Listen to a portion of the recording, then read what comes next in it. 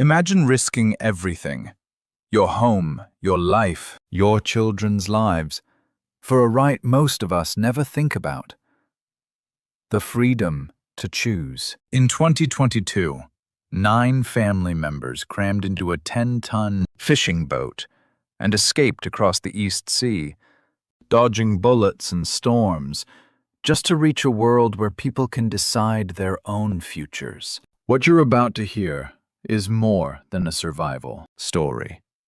It's a testament to the unbreakable human desire for freedom. This is the story of a family who chose liberty over certainty and life over submission. If these stories matter to you, please subscribe and hit the notification bell.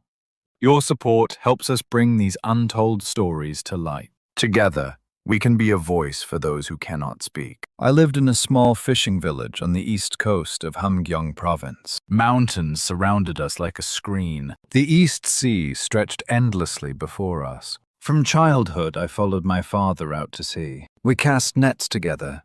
The sound of waves became my lullaby. Most people in our village were fishermen. By age 20, I was steering my own motorboat, catching fish to survive. It must have been early spring of 2022. COVID had sealed the borders completely. Trade with China stopped. Life became harder for ordinary people like us. Food rations had ended long ago. A kilogram of rice at the market cost over 5,000 won. A full day of fishing would buy maybe 3 or 4 kilograms of rice. That was it.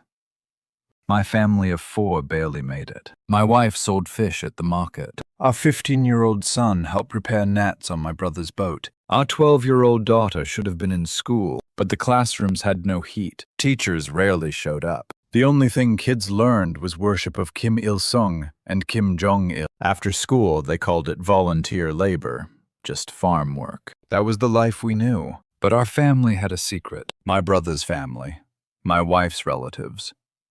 9 of us total shared it.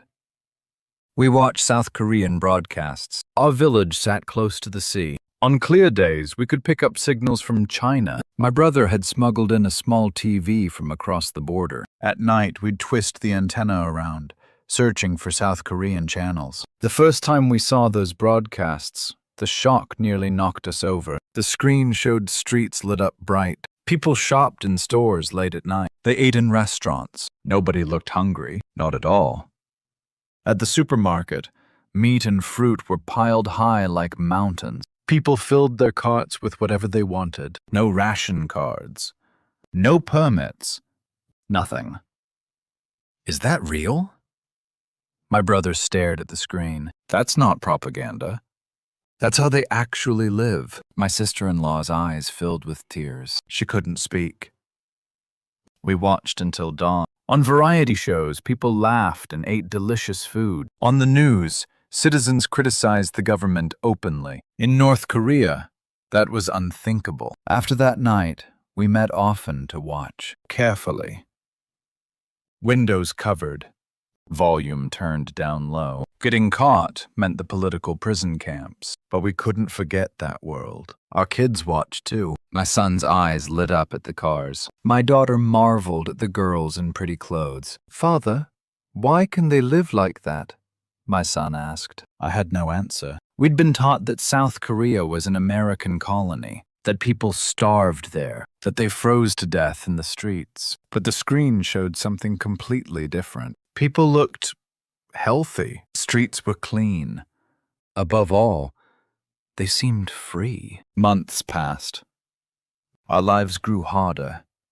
That world on screen felt more and more dazzling. My brother and I would stare at the horizon whenever we went out to sea. We could barely believe such a world existed beyond those waters, but we wanted it desperately. We wanted our children to live that way. One night, all 9 of us gathered at my brother's house. We sat in a circle in that cramped room, watching South Korean TV. Suddenly, my brother turned it off. He looked around at all of us. "If we stay here, we all die. The kids will starve. We'll die of old age." His voice trembled, but his words were firm. "We have to cross that sea, all of us. Together." The room went silent. You could barely hear anyone breathe. It wasn't an easy choice. Escaping meant risking death, but at the same time, we'd all been thinking about it. I squeezed my wife's hand. She squeezed back. We looked at each other and nodded. That night, 9 fates were decided. After that meeting, we lived like nothing had changed. Mornings we fished. Evenings we mended nets. We sold fish at the market and bought rice and corn. When we ran into neighbors, we smiled and greeted them. When the neighborhood watch captain stopped by, we acted natural. But inside, all 9 of us shared one thought: when and how to cross that sea. My brother had over 30 years' experience as a captain. He knew the East Sea's currents and weather better than anyone. Night after night, he came to our house and spread out charts. If we go straight east from here, we hit international waters. Once we're there, the South Korean Navy will find us. His finger traced the map slowly. The problem is getting past the North Korean naval post. We can't do it during the day. Between 2 and 4 a.m. during shift change, that's our window. I nodded. About 5 kilometers east of our village stood a naval outpost. Patrol boats passed our waters several times a day. Slipping past them meant gambling with our lives. But we had no other choice. Escaping overland meant crossing the Tumen or Yalu rivers. Border security had tightened. That route was even more dangerous. What about the boat?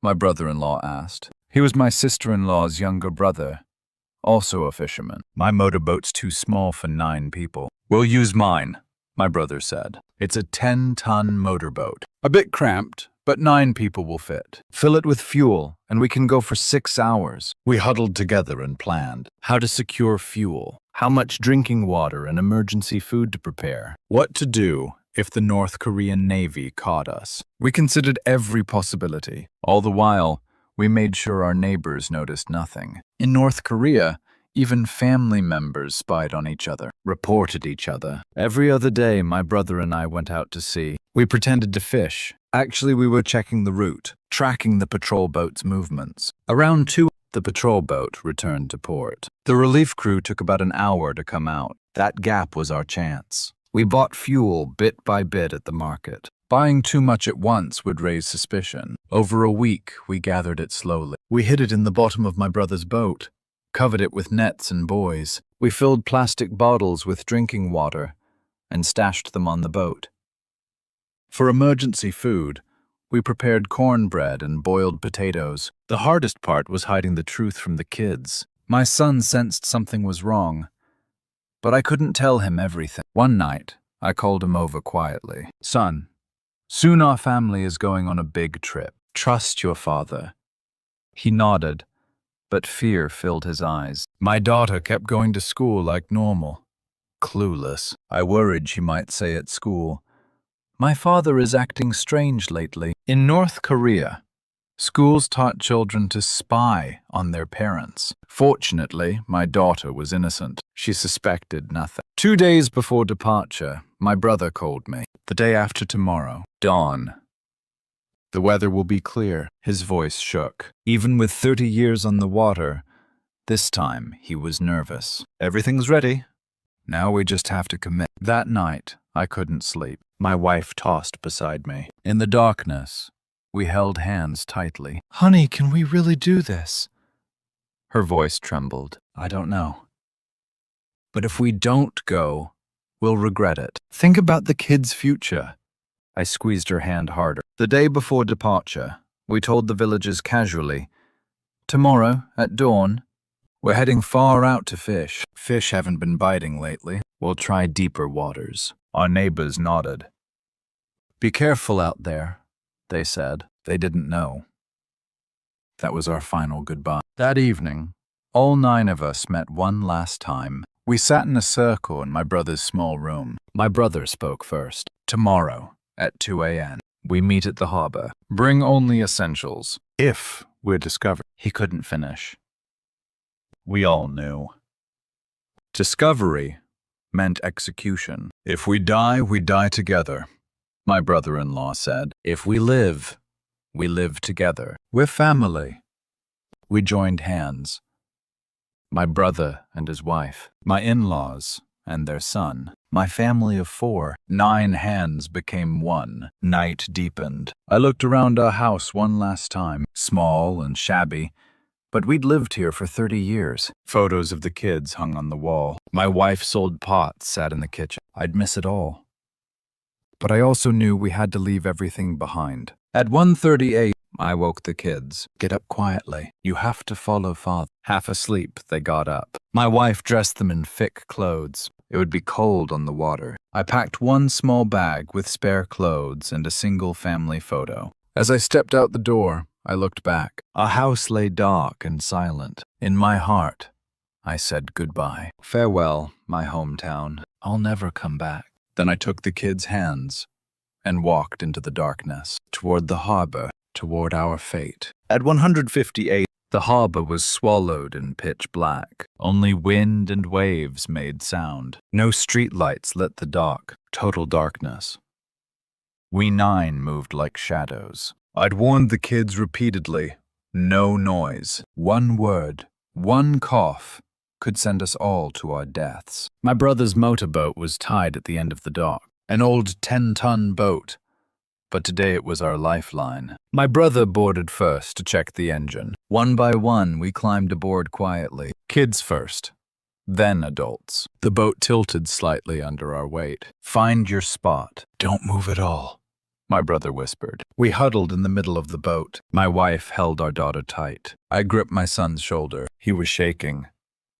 Too heavy a moment for a 15-year-old. At exactly 2 a.m., my brother started the engine. Put, put, put, put. The sound broke the quiet dawn. My heart pounded faster than the engine. If they catch us, it's over. If they catch us, we all die. The thought looped in my head. My brother untied the rope and slowly steered us out. The boat left the dock and moved toward the sea. We couldn't turn on light. My brother navigated by decades of experience alone. He knew these waters.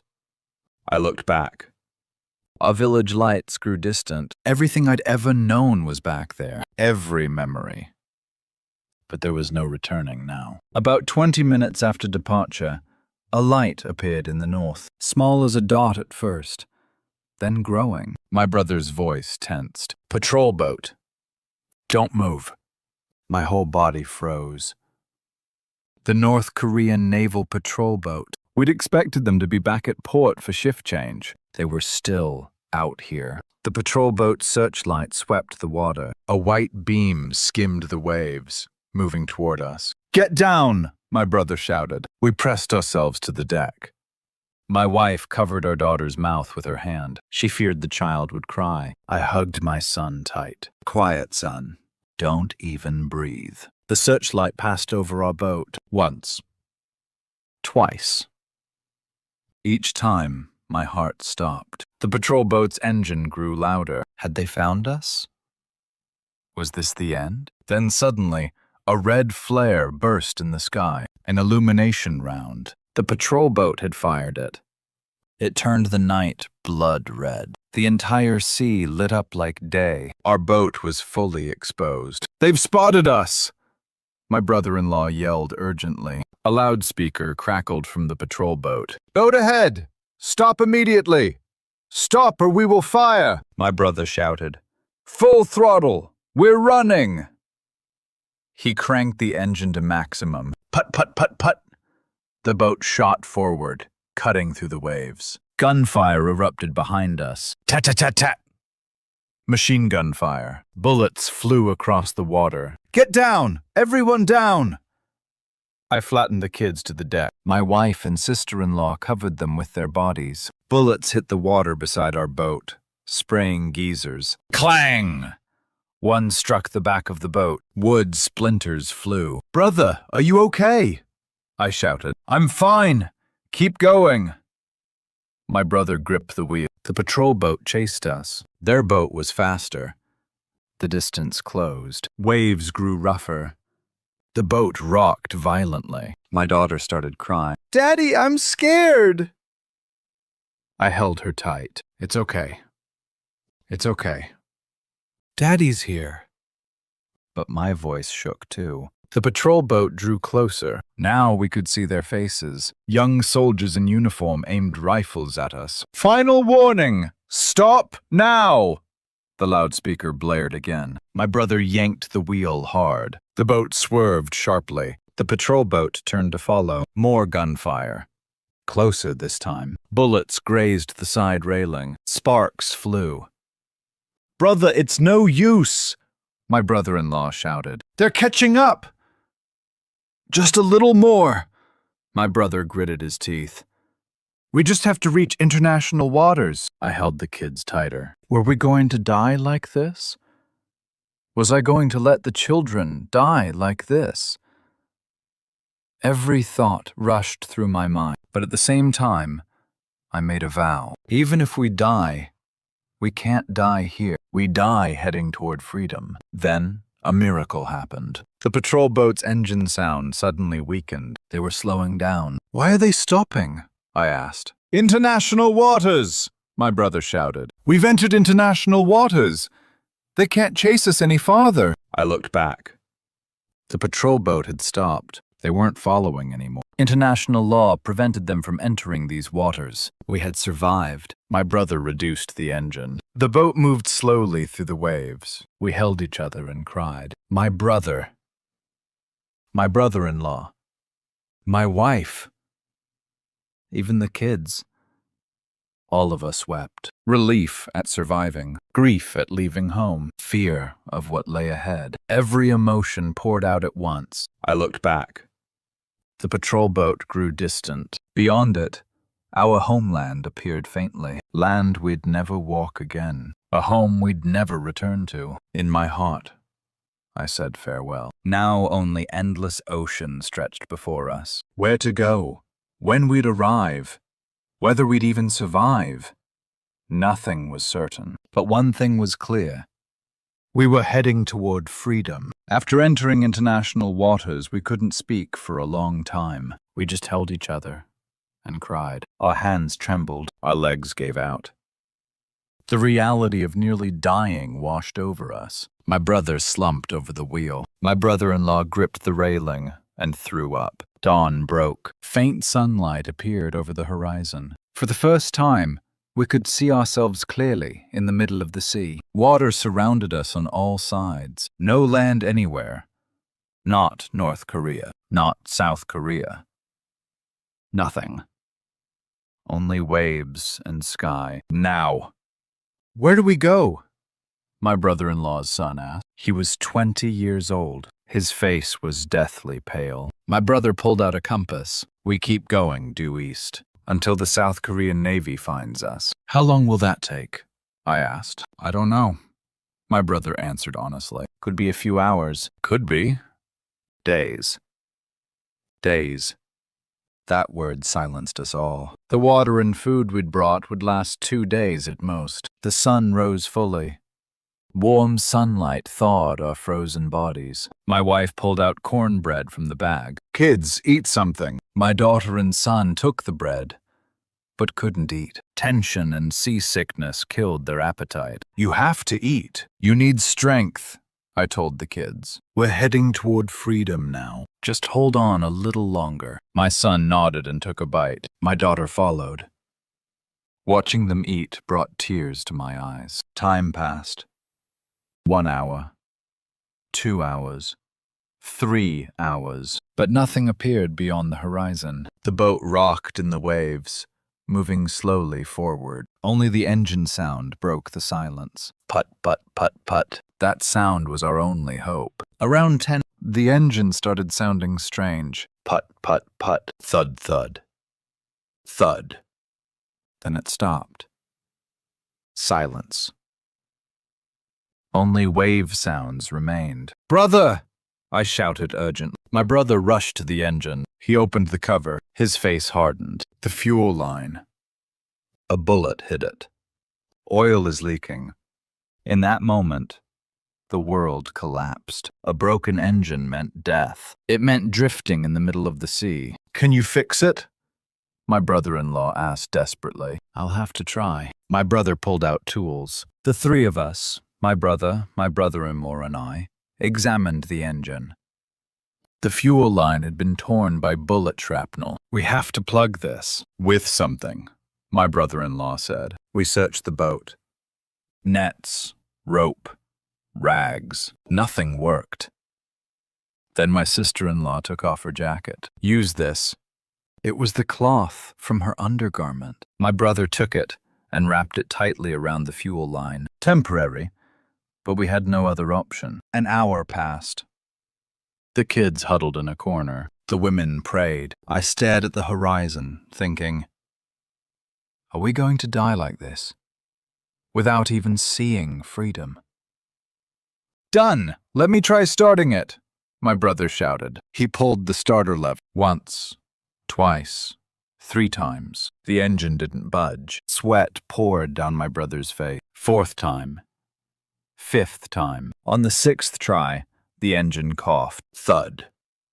Thud, thud. "One more time," my brother-in-law yelled. My brother yanked the lever with all his strength. Put, put, put.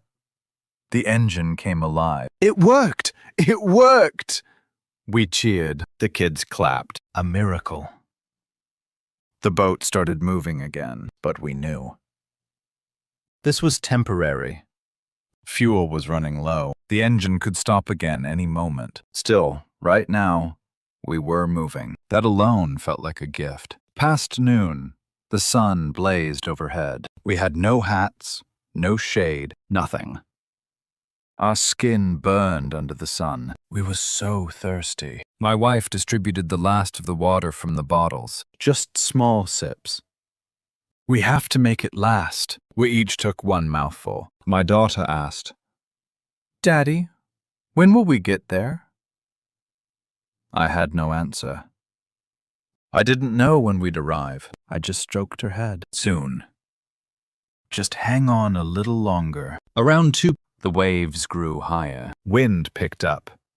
The boat rocked violently. The kids screamed. "Hold on! Grab the railing!" I shouted. A huge wave crashed over us. The boat tilted. Water poured onto the deck. My daughter slipped and nearly fell into the sea. "Daddy!" I caught her arm, barely. I pulled her up and held her tight. "Bail out the water!" my brother shouted. We scooped water with our hands, with rags, with anything. For an hour straight, we bailed without stopping. Blisters formed on our hands, but we couldn't stop. When the waves finally calmed, we were all exhausted. My sister-in-law collapsed. "Sister-in-law!" My wife held her up. She was conscious, but completely drained. That evening, we gathered in a circle in the middle of the boat. The sun was setting. Red twilight colored the sea. Beautiful scenery. But we were terrified. Night would bring more cold. In darkness, we'd feel even more alone. My brother spoke up. Can we really survive?" His voice trembled. Even with 30 years on the water, this situation was new to him. Nobody answered. My brother-in-law spoke. "If we die, we die together. We're family. We won't die alone." He took our hands. My brother, me, my wife, the kids, everyone joined hands. 9 hands became one. If we live together. If we die together, I said. We won't give up. We go to the end. The kids nodded too. In that moment, we truly became family, bound by ties deeper than blood. Night came. We huddled together for warmth. Stars poured across the sky, more stars than we'd ever seen in North Korea. I looked up at them and prayed, "Please, let us live. Let the children live, at least." Then morning came again. We were still alive. Hope remained. Dawn of the second day broke. We were still in the middle of the sea. Water was gone. Food was nearly gone. Our lips cracked from dehydration. Our bodies sagged. The kids couldn't speak. They had no strength left to make sound. My brother kept gripping the wheel, but his eyes were losing focus. He hadn't slept in 2 days. My brother-in-law and I tried to take turns at the wheel, but my brother shook his head. "I have to do it. I know these waters best." but his hands were shaking too. Around 10, my wife put the last sip of water into our daughter's mouth. The child couldn't swallow it. She threw it up. She's not okay, my wife said through tears. Our daughter's face was pale, her eyes half closed. No, baby. I shook her. Open your eyes. Can you see Daddy? Just hold on a little longer. But she hung limp. My chest felt like it was tearing apart. Not like this. I can't lose her like this. I brought her out here to show her freedom. My son wasn't doing well either. He kept dry heaving. His body convulsed. My sister-in-law's consciousness was fading. My brother-in-law's son lay passed out on the deck. Of the 9 of us, only my brother, my brother-in-law, my wife, and I could still move. Brother, are we really heading towards South Korea? I asked. My voice cracked. Shouldn't we see something by now? A ship, a plane. Anything. My brother didn't answer. He probably wasn't sure either. Noon arrived. The sun scorched us. We couldn't take it anymore. I pulled off my shirt and covered the kids with it. My brother-in-law did the same for his son. We adults took the sun on bare skin. Our backs burned raw, but we had to protect the children. Then it happened. My brother suddenly stood up. There. Over there! He pointed at the horizon. We all looked up. At first, nothing, but squinting hard, we saw it. A tiny dot beyond the horizon. Is that a ship? My brother-in-law asked. I don't know. But there's something. Strength returned to my brother's voice. We steered toward that dot. The engine coughed, but didn't stop. Thank God. 10 minutes later, the dot grew bigger. It was a ship. Definitely a ship. A ship! There's a ship! I shouted. My wife shook our daughter. Sweetie, look! A ship! We're saved!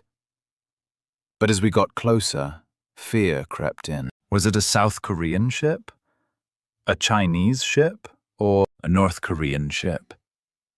If it was North Korean, we were finished. They'd drag us back and echoed us. The flag. We need to see the flag!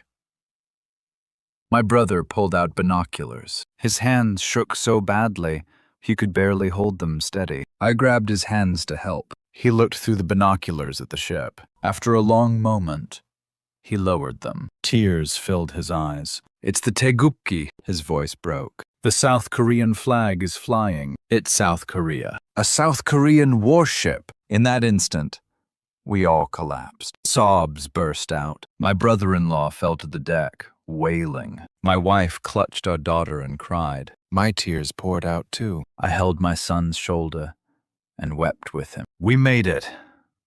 We're alive, I whispered. Son, daughter, we made it. We're going to be okay. The kids were crying too. Tears of joy, tears of relief from the brink of death. We raced toward the warship at full speed. The engine gave its last bit of strength. Put, put, put, put. That sound now rang with hope. The distance closed. 500 meters. 300 meters. 100 meters. People on the warship spotted us. Sailors gathered on deck, looking at us. They waved. We waved back with all our remaining strength. We're here! Help us! Please! The warship slowed and approached. It was enormous. 10, maybe 20 times the size of our motorboat. Gray steel hull with a huge cannon. At the bow, the Taegukgi fluttered. Seeing that flag, I finally understood. We'd reached the land of freedom. A voice came through a loudspeaker. We're the Republic of Korea Navy. Stay calm and wait. We will rescue you now. Hearing those words, my legs gave out completely. I collapsed. So did my brother and my brother-in-law. A rope ladder dropped down. 2 sailors climbed down to our boat. Young men, maybe 20 years old. They looked at us, and their faces showed shock. We must have looked terrible. Are you okay? Is anyone hurt? One sailor asked. Instead of answering, I pointed to my daughter. She's not okay. Water. Please. Water. The sailor immediately pulled out a water bottle and held it to my daughter's lips. She swallowed. She was alive. We'll bring everyone up now. Children first. The sailors placed my daughter on a stretcher. They tied it to a rope and lifted her onto the warship. My son, my brother-in-law's son, my sister-in-law.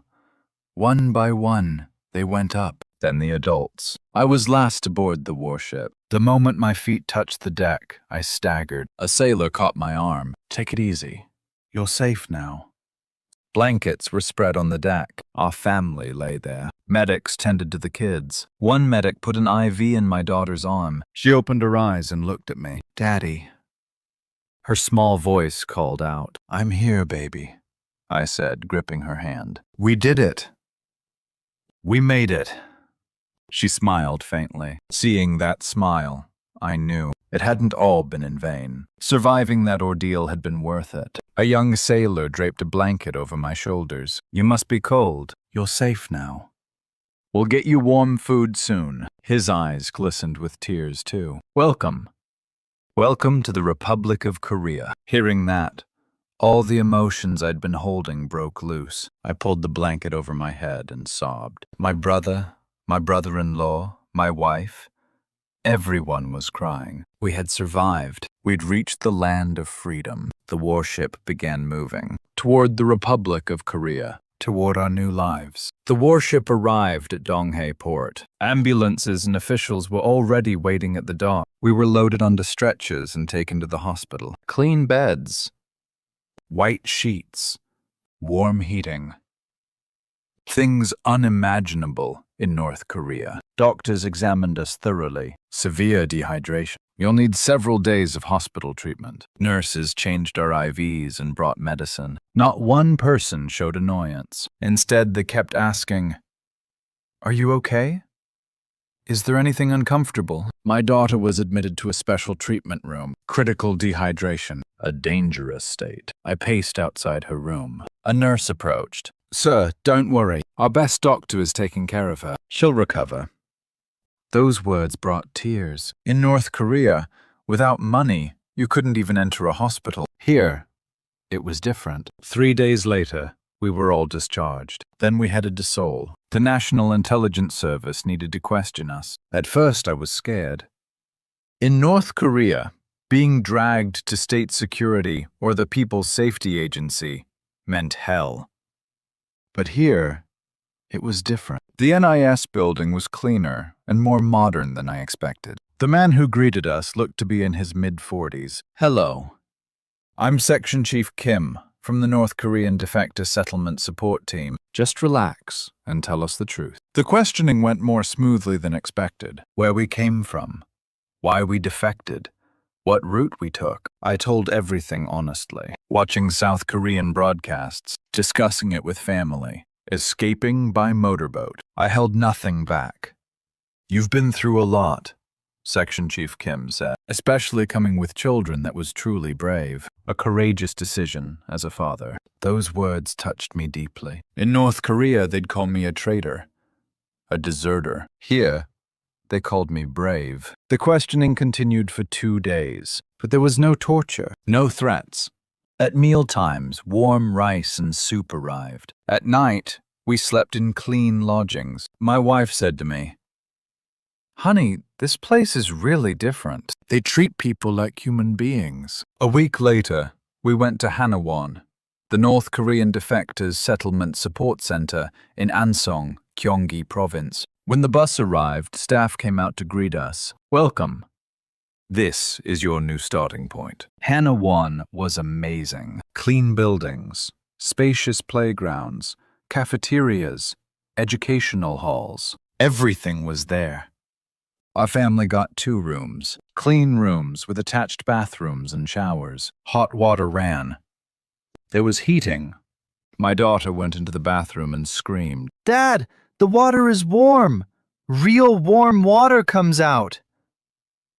In North Korea, we'd washed with cold water for years. Here, just press a button and hot water poured out. She showered for a long time. When she came out, she said, This must be heaven. The next day, classes started. Understanding Korean society, legal education, job training, psychological counseling. Completely different from what we'd learned in North Korea. You are free people now.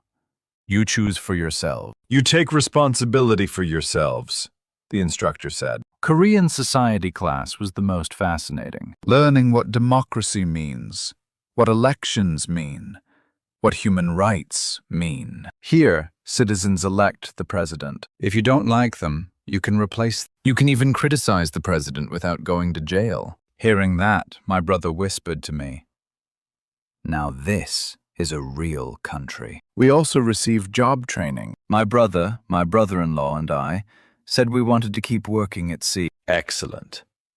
In port cities like Busan or Pohang, there are fishing cooperatives. We'll connect you there, the instructor said. Being able to choose our own jobs felt strange. The kids received school education. Korean spelling was slightly different from North Korea. They had to learn English, too. My son struggled at first.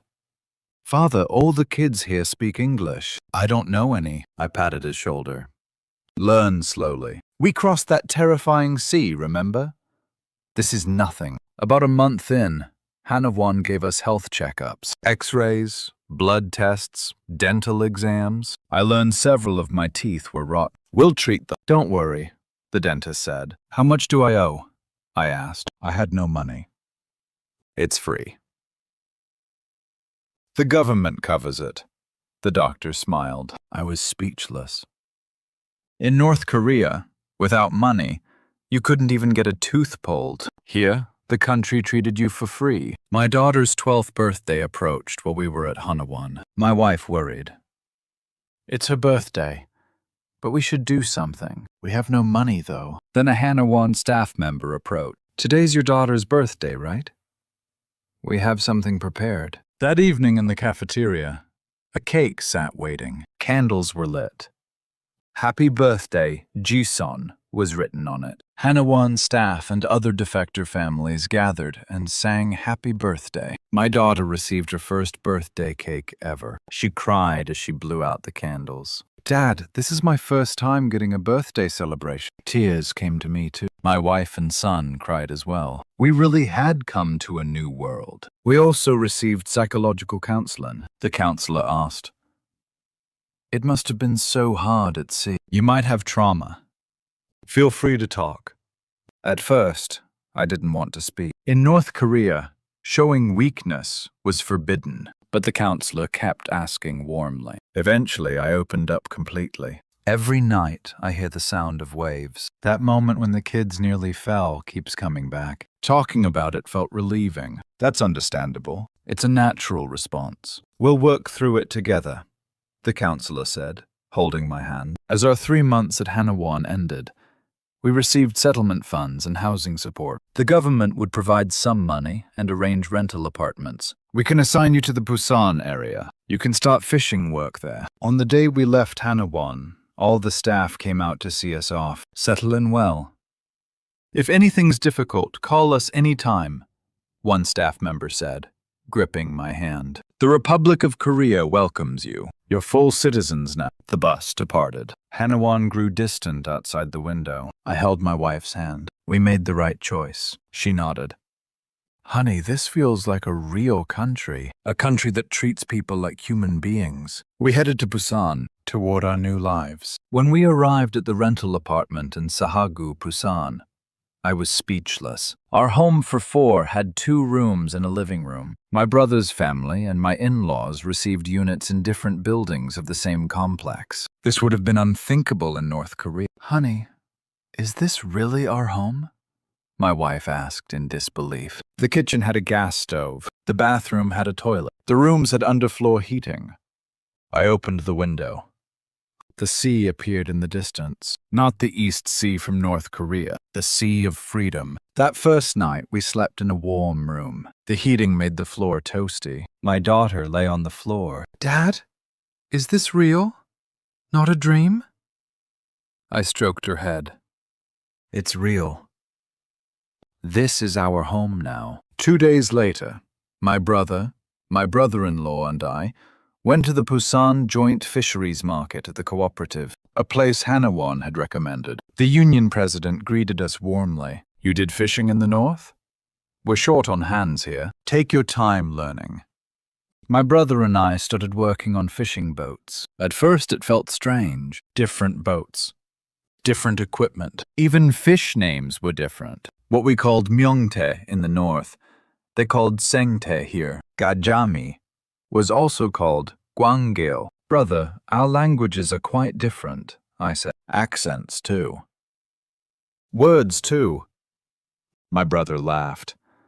But it's still the same language. We understand each other. 70 years apart, but still the same people. The captain was a Busan native in his mid-60s. At first, knowing we came from the north, he seemed a bit guarded. But after about a week, he warmed up. You guys work well. Sea people are different. Then he asked us to have makgeolli. At a pojangmacha by the docks, we drank with the captain. Captain, we drink makgeolli in the north too. But here it's sweeter and smoother, I said. The captain laughed. Of course. Here it's made from rice. What'd you use in the north? Corn. Corn mixed with yeast. I stopped mid-sentence. Suddenly, I thought about the people we'd left behind. Village neighbors. Friends by the sea. How were they doing now? Were they punished when they found out we defected? My wife started working at the nearby fish market, cleaning fish. It's like the work I did at the Jangmadang in the north. But here, customers are kind, she said. They pay proper prices. They don't haggle for extras. The kids started school. My daughter enrolled in first-year middle school. My son in second-year high school. Their speech was different. The textbooks were different. Most of all, the kids' world was different. Father, the kids are fascinated that I came from the north, my son said. They keep asking what North Korea is like. But I don't know how to explain. I patted his shoulder. Tell the truth. No need to hide. We didn't do anything wrong. A month passed. I received my first paycheck. Looking at the money in the envelope brought tears. 2 million won. More than I'd earned in a year in North Korea. Honey, is this all really ours? My wife asked. Yes. After taxes, it's ours. That evening, the whole family ate out. A pork soup restaurant in Nampodong, Busan. The soup cost 4,000 won each. But to us, it was the finest meal. Father, there's so much meat here. My daughter's eyes sparkled. In the north, we ate meat only on holidays. Here, even the soup had meat piled high. At night, we watched TV. On the news, lawmakers were fighting with each other. Honey, are those people okay? Can they fight like that? My wife asked worriedly. I laughed. It's fine. This is a country where that's allowed. Democracy. One Sunday, my brother's family and my in-laws gathered at our home, all 9 of us together again, the same 9 who'd crossed the sea. Now we were all starting new lives in Busan. We made the right choice. My brother raised his soju glass. We almost died, but we survived. Now we're free. We clinked glasses. Clink. That sound rang like freedom. But brother, sometimes I think about the people still in the north, I said. Our friends. Our neighbors. They're still living in that hell. My brother nodded. I know. I feel guilty for getting out alone. Someday there'll be unification, my brother-in-law said. Then we can go back and tell them what this place is like. How precious freedom is. How happy it is to live like a human being. About 3 months in, I got my driver's license, a program supported by Hanawan. I passed the test on the first try. Father, that's amazing! My son cheered. My first license at age 48. I bought a used car, an old compact car for 2 million won. But to me, it was the best car. On weekends, I took the family for drives. Haeundae, Gwangali, Songdo. We drove along Busan's coastline. Dad, Gwangan Bridge is so pretty, my daughter shouted. The bridge lit up at night was truly beautiful. How many kilometers long is that bridge? My son asked. Over 7 kilometers. Longer than the distance we drifted at sea, I answered. Winter came that year. Christmas. Trees lined the streets. Carols played. We celebrated Christmas properly for the first time. Religion had been banned in the North. We started attending church. It reminded me of the missionaries who'd helped us in North Korea. The pastor preached, "God has set us free from oppression, from fear, from death." Hearing those words brought tears. It was true. We had become free. Free to speak our minds. Free to work. Free to dream. A year passed. Now we were becoming Busan people. Our accents mixed with Busan tones. The kids adapted completely. My brother bought his own boat. My brother-in-law opened a small shop at the fish market. One spring day, the whole family went to Haeundae Beach. The kids built sandcastles. The adults gazed at the sea. "Brother, we've come such a long way," I said. "We survived so many close calls, and here we are, living like this." "I know. I think we made the right decision back then," my brother said. "If we hadn't left, I don't even want to imagine." Looking at the sea, I thought, beyond those waters lies our homeland. Many people still suffer there. Will they someday taste freedom? Will we ever set foot on that land again? "Daddy, I miss Grandma and Grandpa in North Korea," my daughter said. I hugged her. "I know, baby. Daddy misses them too. Someday, we'll see them. When unification comes." The sun set. Red twilight colored the sea. We held hands and looked at the water, toward the northern land beyond, toward the day of unification that will someday come. We held on to hope. Now we have tomorrow. We have dreams, and we have freedom. That's enough.